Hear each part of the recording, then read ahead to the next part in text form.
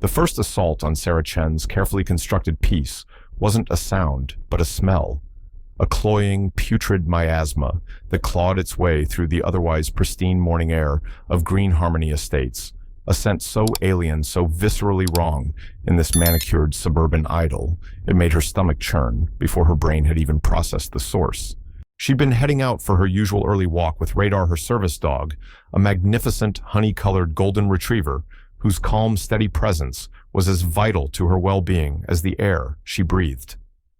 The offensive odor seemed to be emanating from their curbside mailbox, a quaint forest green structure that usually held nothing more threatening than bills and glossy advertisements for lawn care services. Radar, his usually placid demeanor, replaced by a low guttural growl, his hackles subtly raised, shied away from the mailbox, pulling back on his leash, his intelligent brown eyes fixed on the metal box with an unmistakable expression of canine distress. Sarah's own unease skyrocketed. Radar was not a dog given to baseless anxieties. His reactions were usually a finely tuned barometer of environmental threats, a skill honed by years of specialized training and an innate preternatural sensitivity. "What is it, boy?" Sarah murmured, her hand resting reassuringly on his warm, solid head, even as her own senses recoiled from the intensifying stench. She cautiously approached the mailbox, her other hand instinctively going to the small, discreet canister of pepper spray clipped to her belt. A relic from a past life, a habit she'd never quite managed to break, even here in the supposed sanctuary of Green Harmony. She lifted the small metal flap. The smell hit her then, with the force of a physical blow, a sickening wave of decay of death, so potent it made her gag, her eyes watering. The interior of the mailbox was not filled with letters. It was crammed, packed to overflowing with the small, still gray-brown bodies of dead rodents. Mice, dozens of them, their tiny limbs contorted their fur, matted their vacant eyes, staring blankly upwards. Some were fresh, others, clearly in a more advanced state of decomposition, the source of the overwhelming stomach-turning odor. A wave of nausea, cold and sharp, washed over Sarah. This wasn't an accident of nature, a random collection of deceased field mice seeking shelter. This was deliberate. This was a message, a grotesque, horrifying, and deeply personal violation. And her first ice-cold thought, even before the rage began to simmer, was Radar. This was about Radar. Her mind a finely honed instrument of analysis and threat assessment from her years as a senior special agent with the state's elite environmental crime task force, a detail of her life meticulously deliberately concealed from her Green Harmony neighbors, began to whir even as her heart hammered against her ribs with a fierce protective maternal fury for her beloved service animal. Biohazard, contamination, intent, perpetrator. Then she remembered. Karen Ainsworth, HOA president, reigning monarch of Green Harmony's meticulously enforced covenants and restrictions, a woman whose obsession with a sterile, rigidly controlled version of suburban perfection bordered on the pathological. Just 3 days prior, during Sarah and Radar's evening walk, Karen had accosted them, her face a mask of pinched, venomous disapproval. Agent Chen Karen had begun, her voice dripping with a false saccharine politeness that never failed to set Sarah's teeth on edge, though Karen had no idea of Sarah's actual title or agency. Karen simply used Agent Chen as a slightly mocking honorific, because Sarah had once mentioned she worked for the State Environmental Agency. "I really must insist that you reconsider the appropriateness of keeping such a large animal in Green Harmony. Dogs, especially dogs of that particular size and shedding capacity," she'd added, her gaze flicking disdainfully towards the impeccably groomed, calmly sitting Radar, "simply do not belong in a community that values cleanliness, order, and the undisturbed enjoyment of our pristine natural environment. They are frankly unsanitary, and their presence is a constant source of disruption to the natural order. You should seriously consider rehoming it for the good of the community." Sarah had been momentarily stunned by the sheer audacity, the blatant prejudice, but had recovered quickly, her response polite but firm. "Ms. Ainsworth, Radar is not a pet. He is a highly trained certified service animal, and as such, his presence here is protected under federal law. He is impeccably behaved, always leashed, and I assure you poses no threat whatsoever to cleanliness, order, or your natural environment." Karen Ainsworth's perfectly sculpted lips had thinned into a moue of displeasure. Laws can be reinterpreted, Agent Chen, and community standards have a way of asserting themselves. Some things simply do not belong. She had then turned on her heel and stalked away, her ramrod-straight posture radiating an unyielding, implacable hostility. Now staring into the gruesome, stinking crypt of her mailbox, Sarah Chen knew with a chilling absolute certainty that Karen Ainsworth's veiled threat had just escalated into a grotesque, horrifyingly tangible act of warfare. This wasn't just about an overzealous HOA president with a dislike for dogs. This was a targeted, malicious assault, a biohazardous threat designed to terrorize, to intimidate, and ultimately to drive her and Radar out of Green Harmony Estates. And Karen Ainsworth, in her profound and arrogant ignorance, had no idea that she had just declared war on a woman whose entire professional life was dedicated to investigating and prosecuting exactly this kind of environmental crime, this kind of deliberate, harmful contamination. The game, Sarah realized with a cold, hard knot forming in her stomach, had just changed irrevocably. Their move to Green Harmony Estates 2 years earlier had been a carefully considered, deeply hopeful step, a conscious effort by Sarah and her husband Michael, a gentle, introspective university librarian, to carve out a pocket of peace and predictability in their often chaotic lives. For Sarah, whose work as a lead field investigator for the state's Environmental Crime Task Force, ECTF, routinely immersed her in the darkest, most polluted corners of human negligence and criminal greed. Illegal toxic waste dumping, clandestine meth labs, poisoning rural watersheds, sophisticated poaching rings, decimating endangered wildlife, corporate polluters, callously disregarding public health.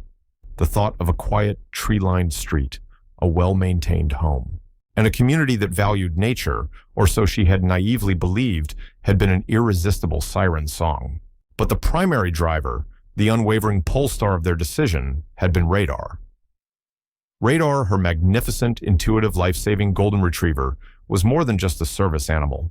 He was an extension of her own fractured psyche, a living, breathing, four-legged anchor in the often turbulent seas of her post-traumatic stress.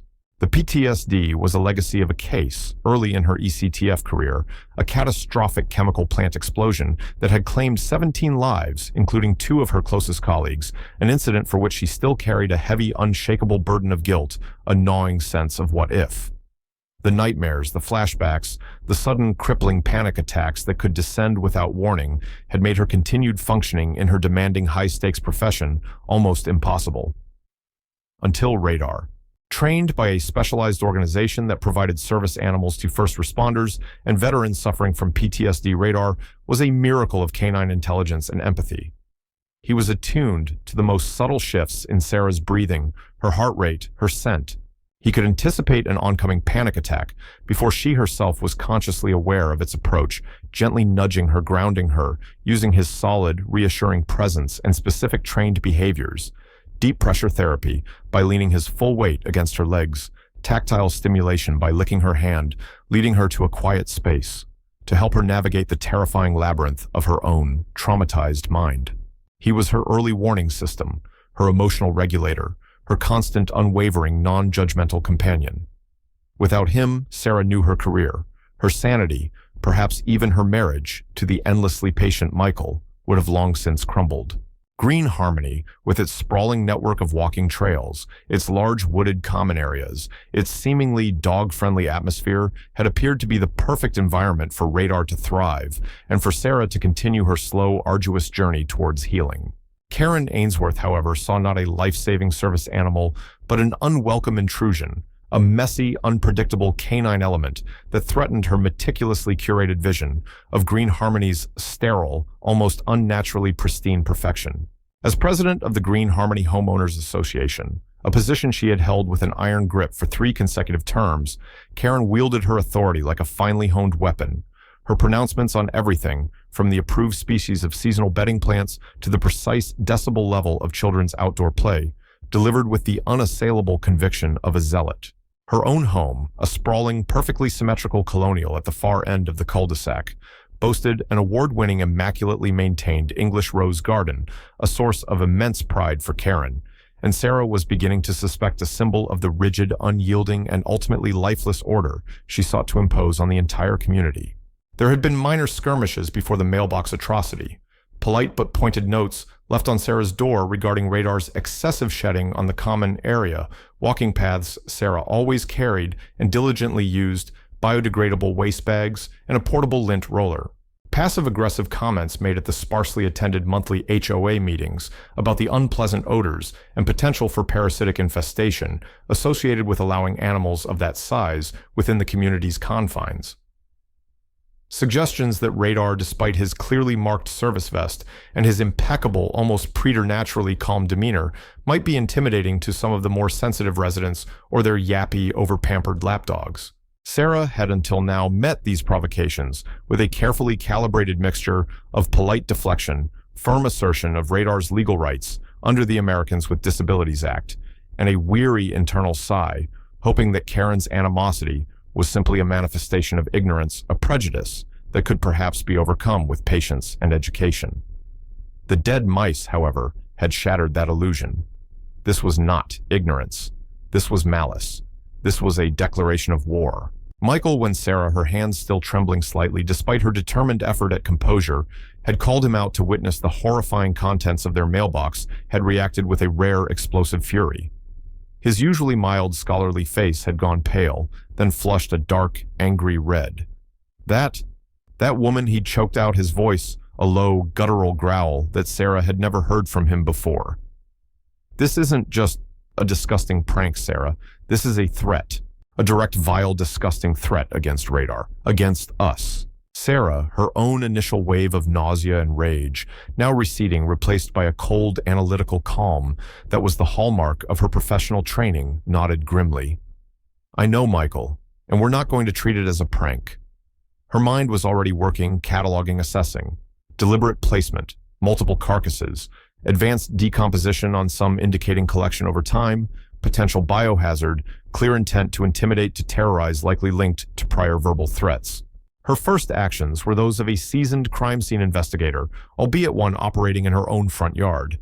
She instructed a still-shaking Michael to retrieve her evidence collection kit from the locked compartment in her car, the one she used for fieldwork equipped with sterile gloves, evidence bags, swabs, and documentation tags. While he was gone, she took a series of detailed overlapping photographs of the mailbox and its gruesome contents with her cell phone, careful to capture every angle, every detail, before anything was disturbed. Radar whining softly, his body pressed against her legs, was a warm, trembling weight of reassurance. His presence, a stark reminder of what and who she was fighting to protect. When Michael returned with the kit, Sarah, now gloved and masked a precaution against airborne particulates from the decomposing rodents, carefully, methodically began to remove the dead mice one by one, using sterile forceps, placing each carcass into a separate, labeled biohazard evidence bag. There were, she counted, with a growing sense of revulsion, 17 of them. 17 small, lifeless bodies, sacrificed to Karen Ainsworth's ugly, irrational hatred. She also collected samples of the surrounding detritus in the mailbox, scraps of what looked like nesting material, a few stray bits of unidentifiable organic matter, and carefully swabbed the interior surfaces of the metal box for any potential trace evidence. Each action was precise, deliberate, her movements economical, her focus absolute.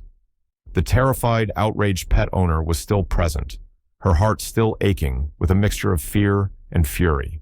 But it was Agent Sarah Chen, ECTF, who was now in control, her mind, a cold, clear instrument of analysis, already building the foundation of a case.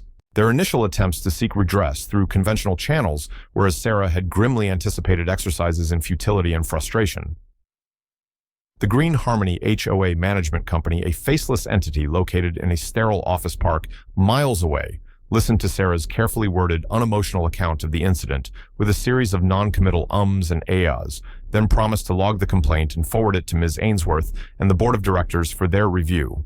They advised her in soothing, corporate-speak tones that these matters often took several weeks, if not months, to be fully adjudicated through the HOA's established grievance procedures. There was no sense of urgency, no expression of outrage, no offer of immediate assistance or intervention. The local Harmony County Sheriff's Department, when Sarah filed a formal report, were marginally more responsive, but ultimately no more effective. Two young deputies, polite but clearly inexperienced, arrived at their home, surveyed the now empty but still faintly malodorous mailbox, listened to Sarah's account, and dutifully filled out an incident report.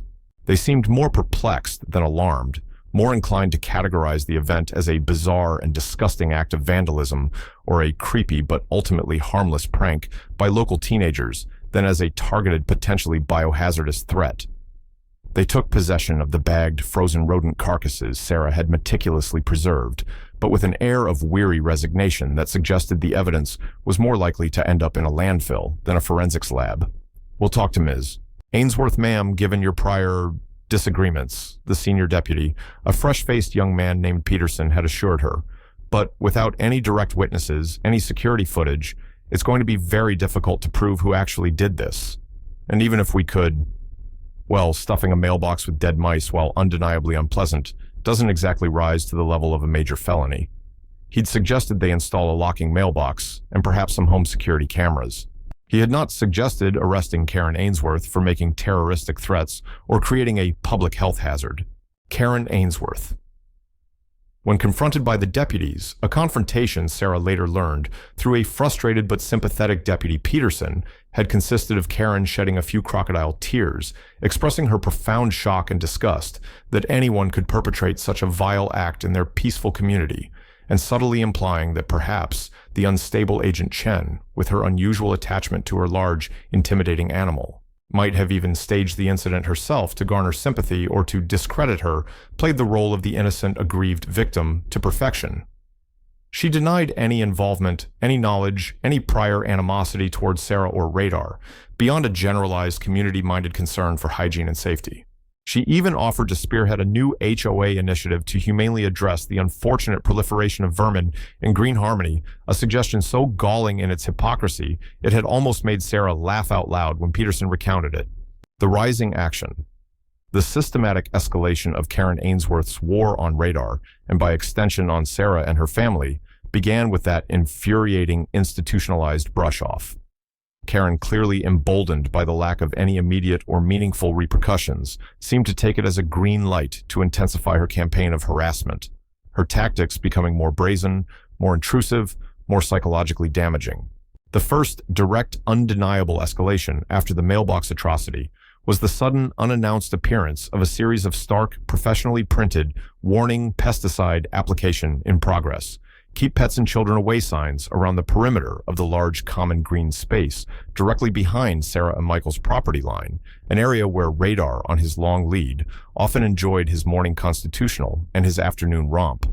There had been no prior notification from the HOA about any scheduled pesticide spraying a violation of their own bylaws and state environmental regulations.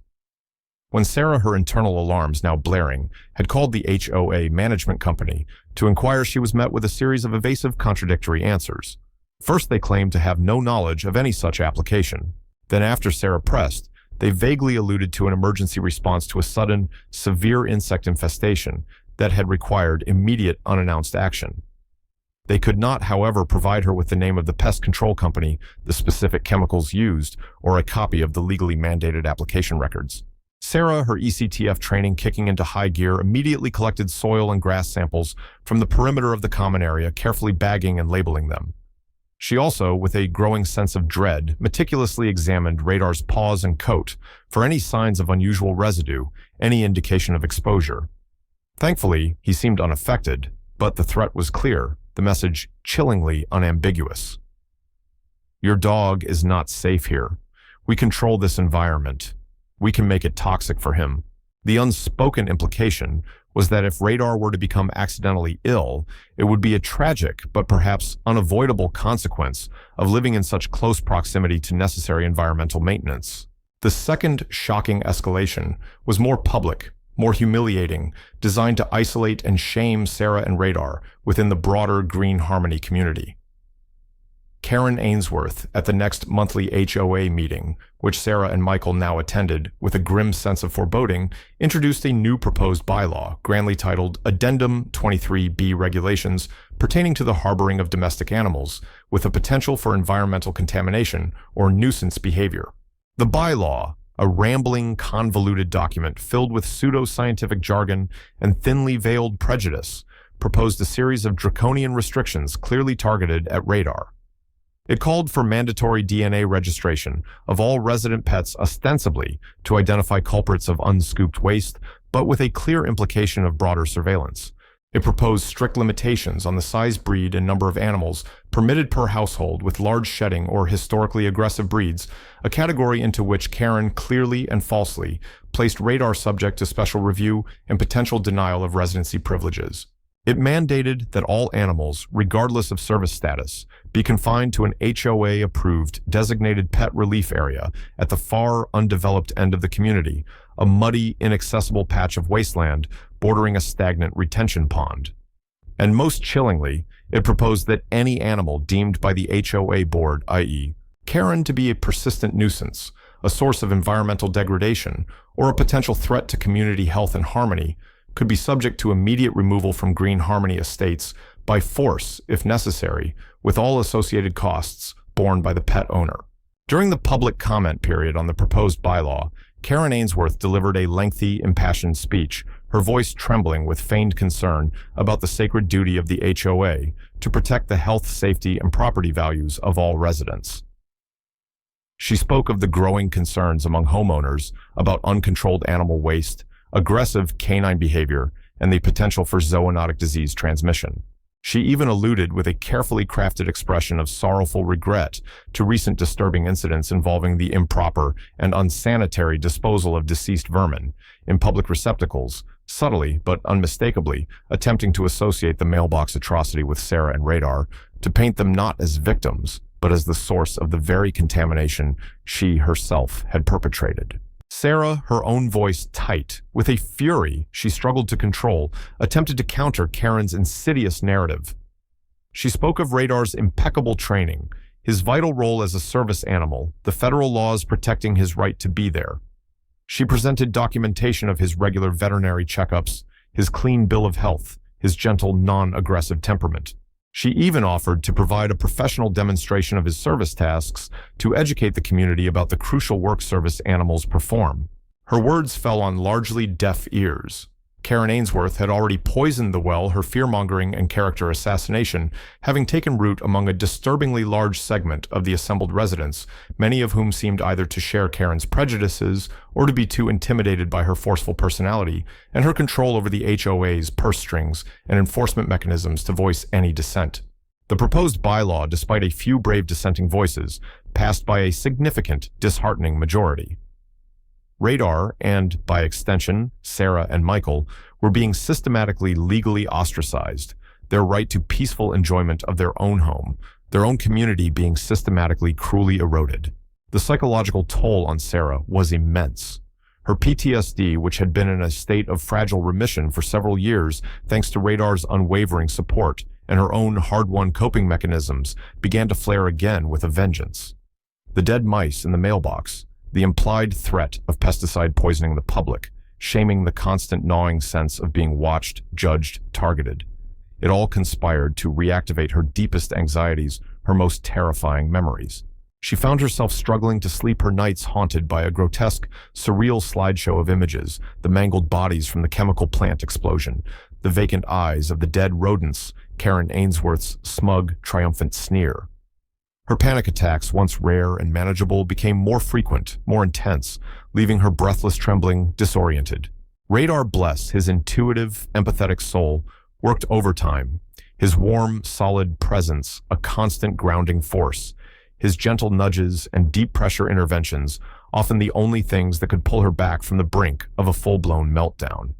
But he too was showing signs of stress. His appetite diminished, his playful spirit subdued his eyes, carrying a new, uncharacteristic sadness. Karen Ainsworth was not just attacking Sarah.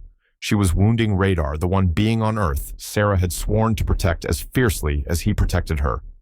And that Sarah realized, with a surge of cold, unadulterated rage, was utterly, absolutely unforgivable.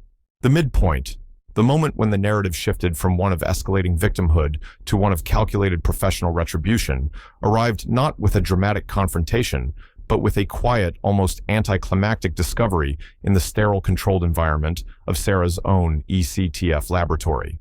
She had, of course, brought the dead rodents and the other samples she had collected from their mailbox and the common green into her lab for analysis under the guise of a personal research project on suburban wildlife contaminants. A vague enough explanation to satisfy her colleagues' curiosity without revealing the deeply personal, deeply disturbing nature of her investigation.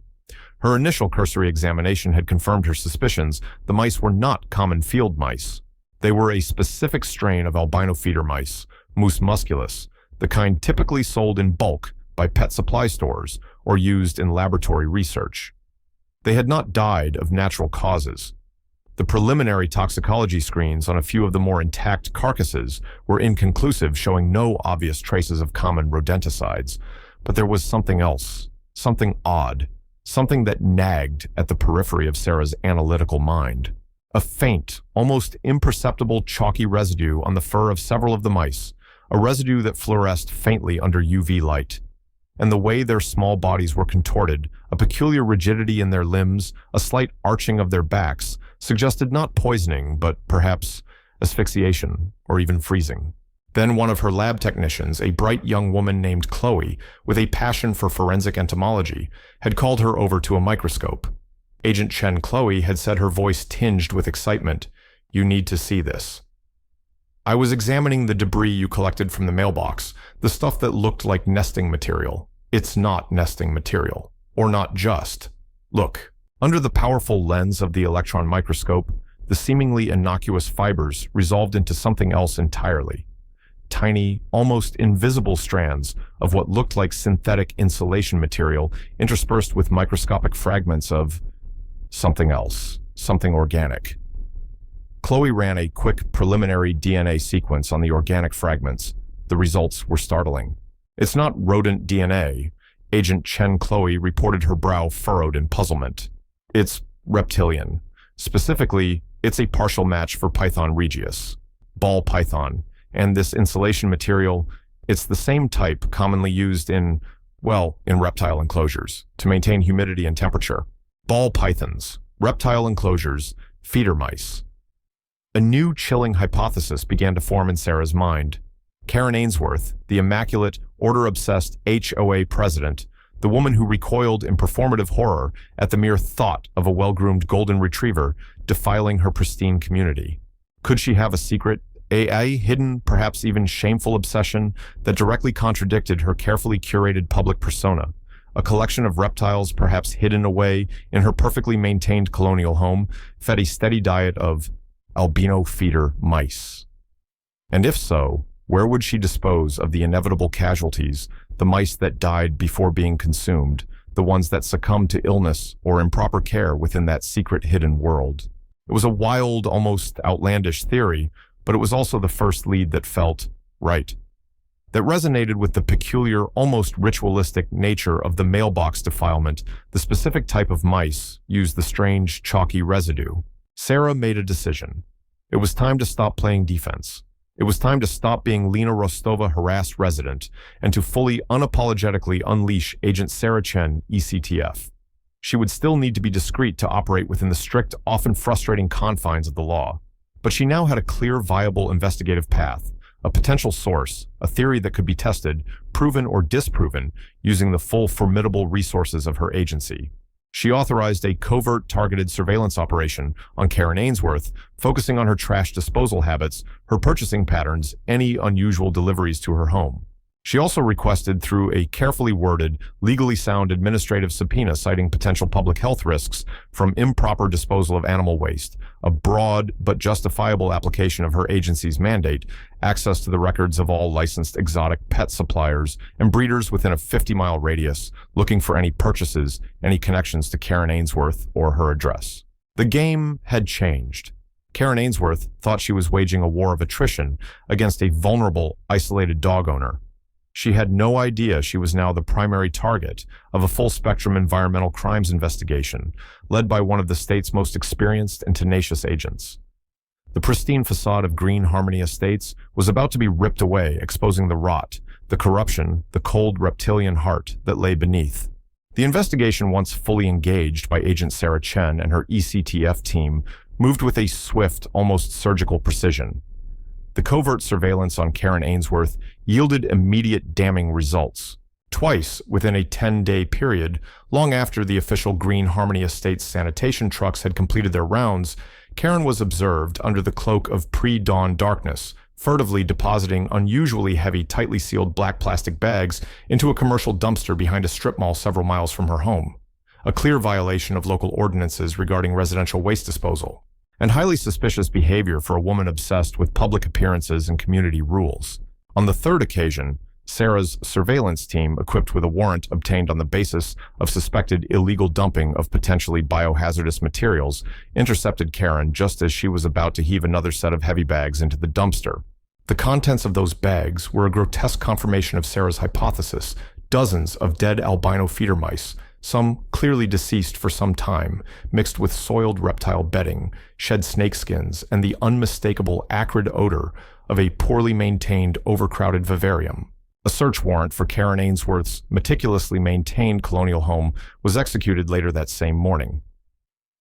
What Sarah's team discovered hidden away in a locked, soundproofed basement room, a room whose existence was not noted on any of the official property blueprints, was a hoarder's nightmare, a shocking secret world that stood in stark, horrifying contrast to Karen's carefully curated public persona of pristine, orderly perfection.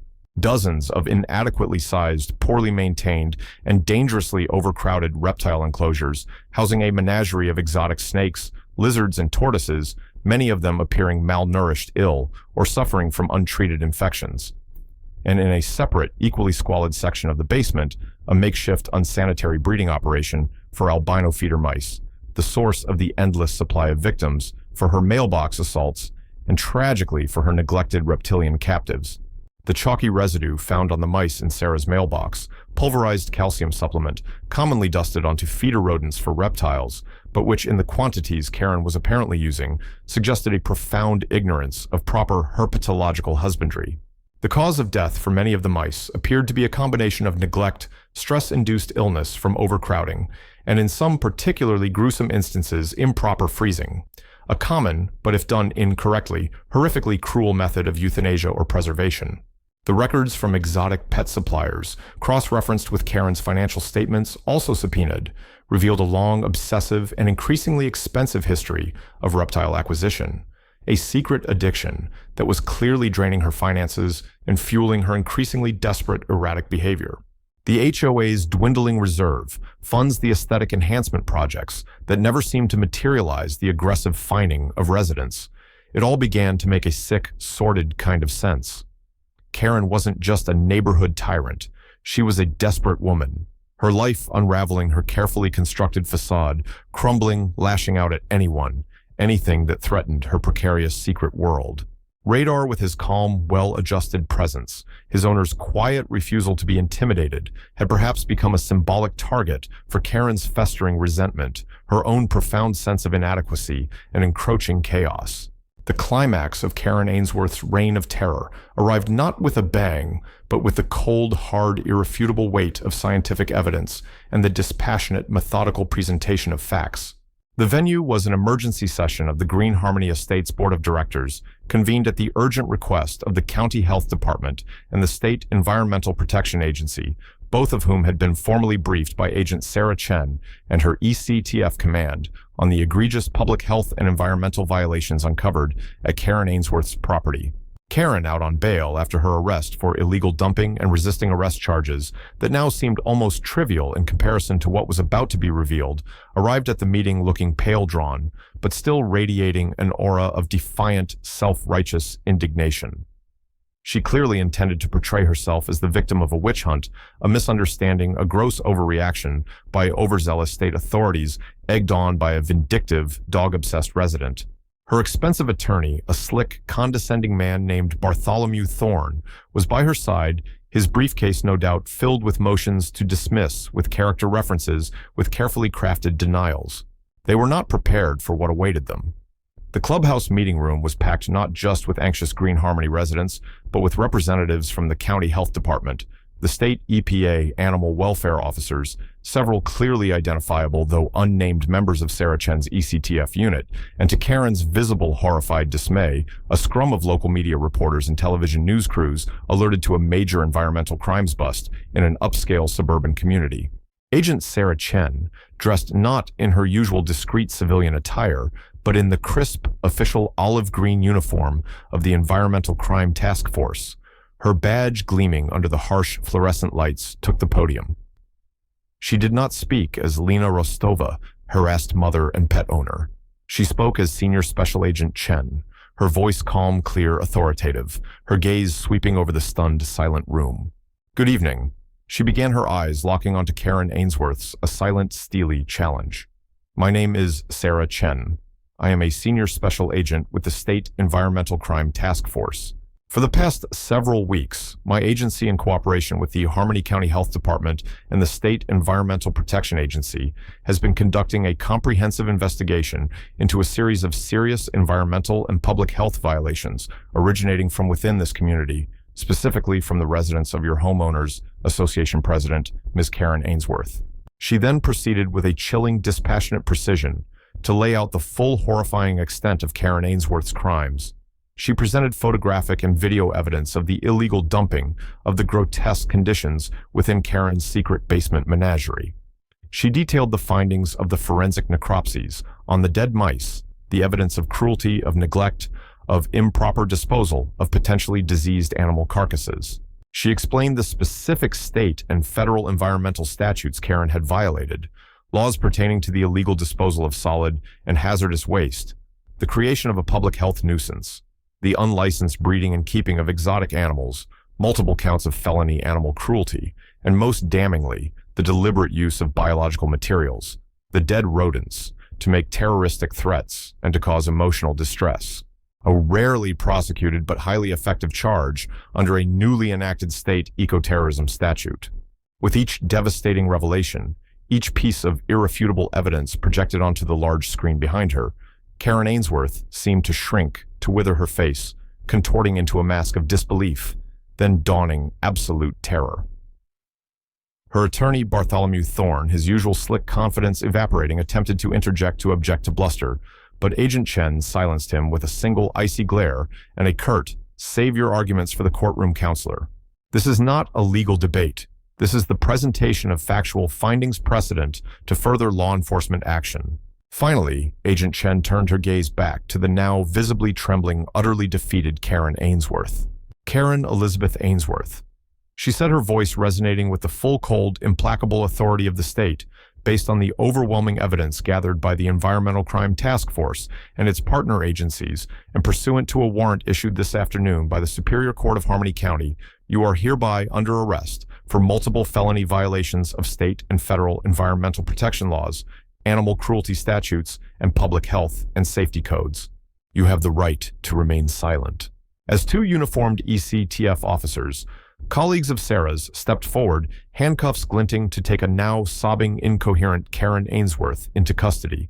A collective gasp, followed by a stunned, disbelieving silence.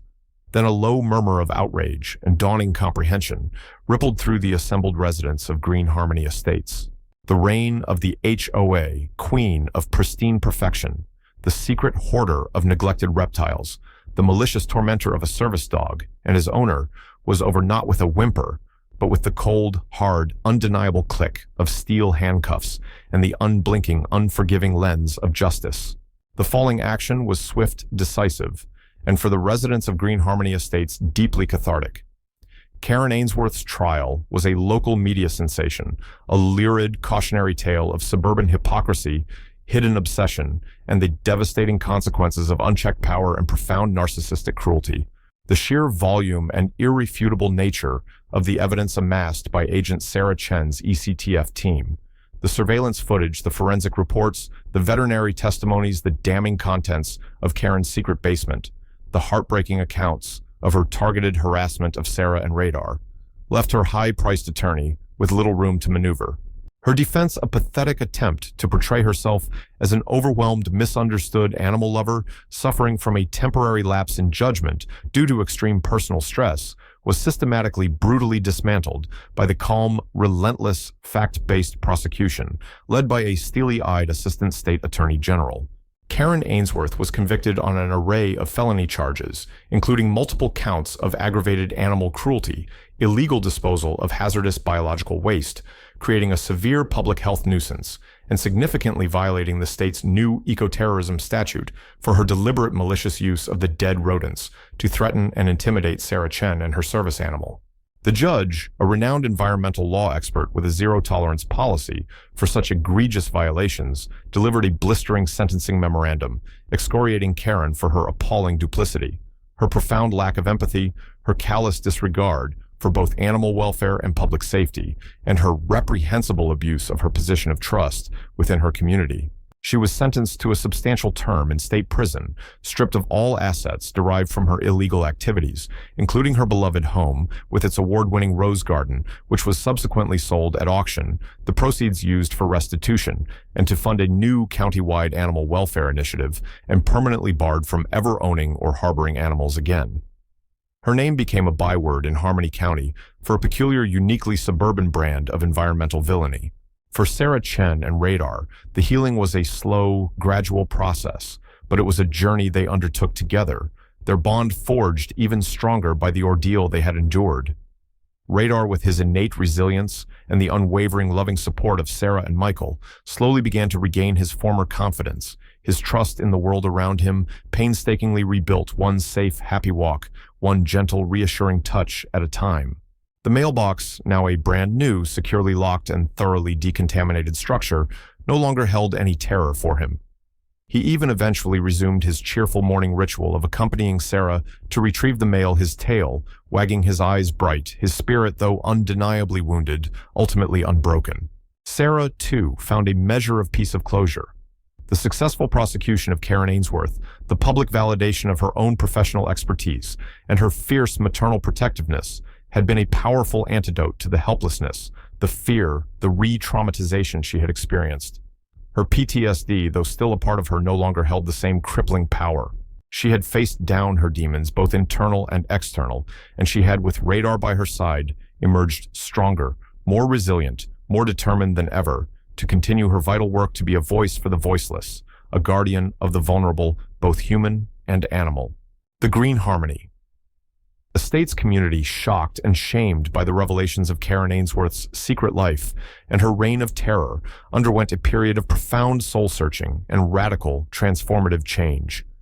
The old HOA board was summarily disbanded, its bylaws rewritten from the ground up, with a new emphasis on inclusivity, transparency, environmental responsibility, and genuine community well-being, rather than on the punitive enforcement of arbitrary aesthetic codes. A new, younger, more progressive leadership council was elected, one that actively sought out Sarah Chen's expertise and guidance in developing new, compassionate, and legally sound policies regarding pet service animals and responsible environmental stewardship. The community, once divided by fear and suspicion, began to heal, to unite, to live up to its name. The resolution was not a fairy tale ending, not a magical erasure of pain and suffering. It was instead a testament to the enduring power of truth, the resilience of the human and canine spirit, and the transformative impact of courage, integrity, and unwavering love. It was Karen Ainsworth, her carefully constructed world of lies and illusions shattered, beginning her long, lonely sentence in the stark, unforgiving confines of a state correctional facility, a forgotten, disgraced pariah. It was Agent Sarah Chen, standing before a new class of ECTF recruits, her voice ringing with quiet passion and hard-won wisdom, as she spoke not just of environmental statutes and forensic techniques, but of empathy, of vigilance, of the profound, often unseen connections between human cruelty, animal suffering, and the degradation of the shared environment that sustains all life. And it was Radar, her magnificent, beloved golden retriever, lying peacefully at her feet, his warm, solid presence, a constant, reassuring reminder of all that was good, all that was worth fighting for, in a world that still too often chose darkness over light, cruelty over kindness. One crisp autumn afternoon, Months later, Sarah and Radar were taking their usual walk along the now truly peaceful, tree-lined paths of Green Harmony Estates. The air was clean, the leaves were turning brilliant shades of crimson and gold, and a new, genuine sense of neighborly warmth seemed to permeate the community. As they passed what had once been Karen Ainsworth's house, now owned by a young, friendly family with 2 boisterous children and a happy, tail-wagging Labrador Radar, Paws sniffed the air with a connoisseur's appreciation, and then with a joyful bark bounded ahead, chasing a swirling cascade of falling leaves, his golden coat gleaming in the soft afternoon sun, his spirit, at long last, truly, gloriously free. Sarah watched him, a slow, genuine smile spreading across her face, a smile that reached her eyes, a smile that held no shadows, only the bright, clear, unshakable light of a hard-won, deeply cherished peace. The harmony, it seemed, had finally truly been restored.